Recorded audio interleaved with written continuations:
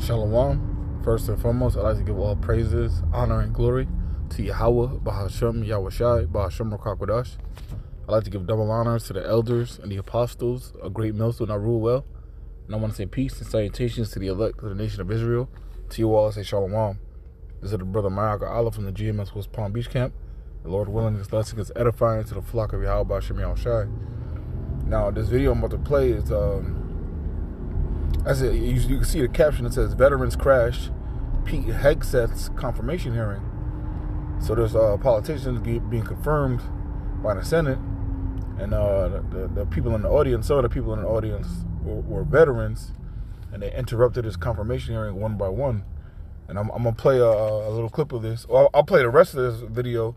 I skipped the first guy, and because I don't want to make the video mostly a video, and then I'm going to put some precepts out, Lord willing. On lethality, meritocracy, war fighting, accountability, hey, corrupt and senators, readiness. when are you going to stop bombing babies in Gaza? Veterans are committing suicide and are homeless. My father, a veteran, committed suicide, and you're sending money to bomb babies. Send money to bomb children in Gaza. Shame on all of you. We need money. We need money for veterans committing suicide. Veterans are homeless. We need money here, not to bomb babies in Gaza. Shame on all of you. My father, a veteran, committed suicide. We need money to help veterans who have PTSD, not money to send to bomb babies. What? Now, first and foremost, she's claiming, I don't know if this woman's a veteran, but she has a military attire on. But if she is, in a way, her father failed her, right? Because if her father was in the army, got PTSD and committed suicide, why would he coerce or talk his daughter into joining the military too, man? Or if that's the case, why would she follow in her father's footsteps, right? Because these people have put their trust in Egypt. But also, they're crying out that they need money. But what does the scripture say, man? Which is true, because the book of Sirach, or Ecclesiasticus, chapter 26 and verse 28, it says, There be two things that grieve my heart, and the third maketh me angry.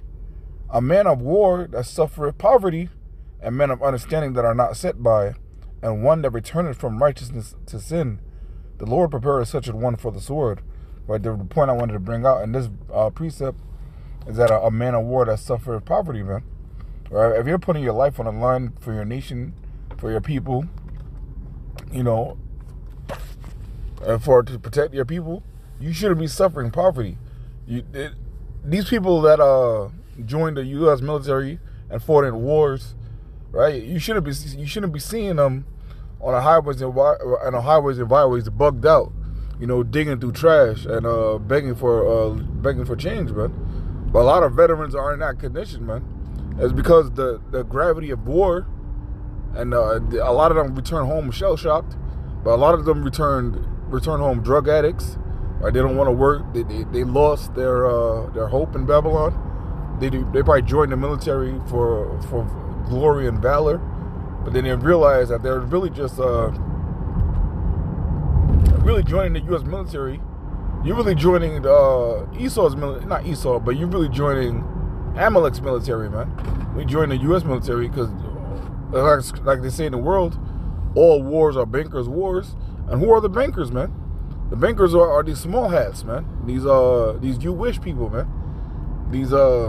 And when you fight these wars, you're being sent to nations where you might look like the people that you're sent to kill, man. All right, so it fries people's minds. It fries the men's minds out, right? Because it's not a war isn't a glorious thing, right? The outcome of war is glorious, because the outcome of this last war, this last world war that we're about to enter into, or we're in the beginning stage of it now, is going to be peace. It's going to be peace on earth. Right, so the outcome of war is glorious, but in the middle of war, that's why it's called the trenches. When you're in the trenches, man, it's not a beautiful sight. You can look at images of people that have been to war, or world wars, especially World War II, that come home shell-shocked, man. It's like they join the military or they join the war, and 19, 18, 20, 21. But when they come home 5, 6, 7 years later, they look 20 years older, man.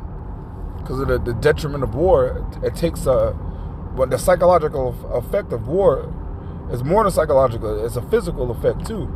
And a lot of these people, they got tested on.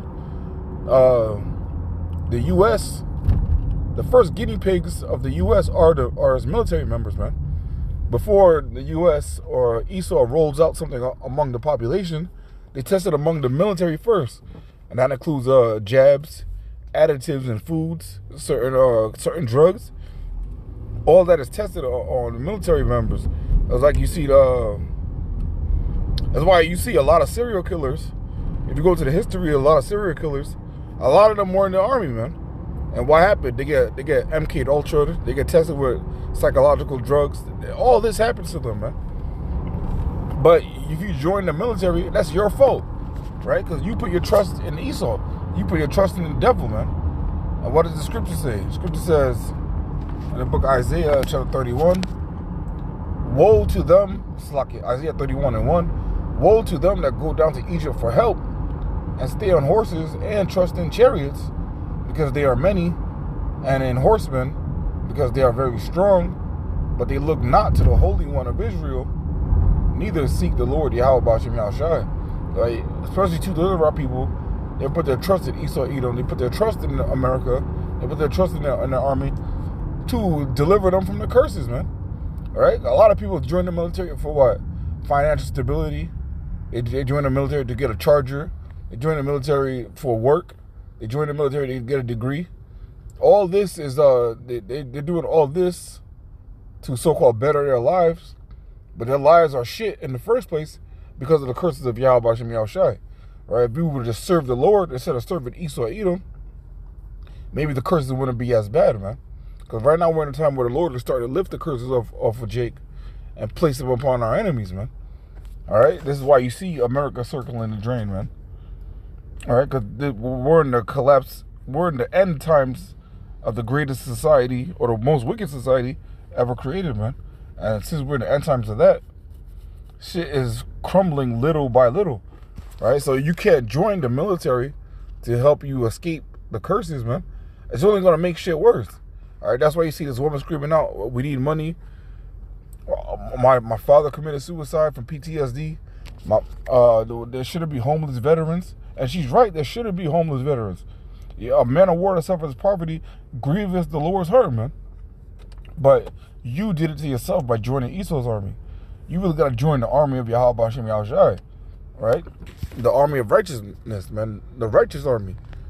And the righteous army isn't going to be defeated, man. Right? It looks like Esau's winning because his army is so-called great. You know, his chariots are many. His technology is so-called advanced. Right? But that's all going to crumble, man. Let me go to the book real quick of Romans chapter 9.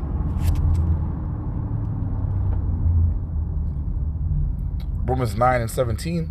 For the scripture saith unto Pharaoh, even for the same purpose have I raised thee up, that I might show my power in thee, and that my name might be declared throughout all the earth. Right? Esau, Edom, the so-called white man, America, this is the modern day Pharaoh. This is the modern day Egypt, man. So the Lord has raised Egypt up and strengthened it in order to flex his power. Because in the world's mind, it's like, damn, who's going to take Babylon down? No nation is big enough, no nation is mighty enough to take Babylon down. But Lord, the scripture says that that's what violence that this place is going to be destroyed, man. All right? And in 1 hour, too. This is really going to be the Lord's greatest flex as far as delivering his people out of captivity, man. All right? So let me go real quick.